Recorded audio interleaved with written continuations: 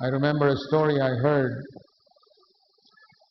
of the one man I respected in India whom I knew personally, called Brother Bhakt Singh. In the early days of his ministry, there was such a tremendous revival in Madras that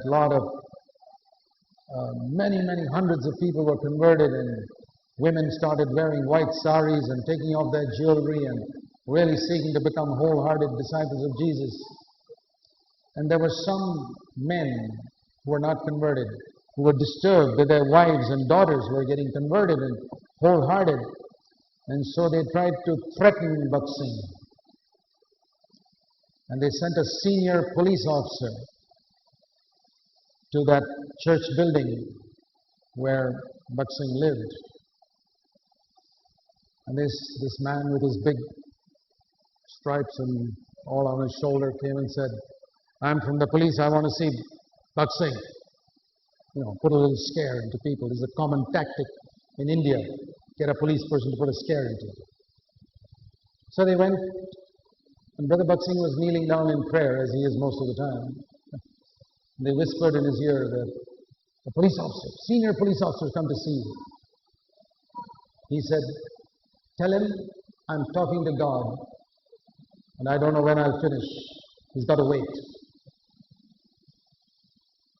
I'm sure in his entire life that man had never heard a reply like that. People are scared of senior police officers. Not Bhakt Singh. He lived before God. That is why I respect that man. He wasn't a great preacher, but he was a man of God. And I'm so thankful that he laid his hands on me when I was 2 months old, 2 months, and prayed for me that I would grow up to be a servant of God. And reconnected with him when I was 23, and I learned so much from that man. The influence of one man.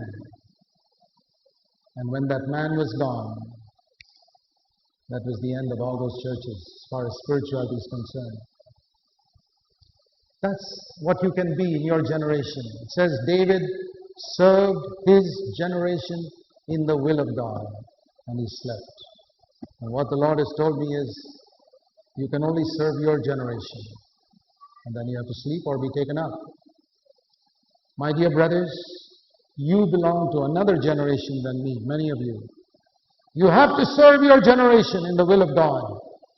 And I pray you will take up the challenge in these days and say, "Lord, I want to be a man like the Apostle Paul. I want to be a man like the Apostle John. I want to be a man like Sadhu Sundar Singh. I want to be a man like Brother Bhakt Singh. I want to be like that for you. To be a burning bush and a light for you in this land. And count everything as lost compared to that. That's the only thing worth living for." Let's pray.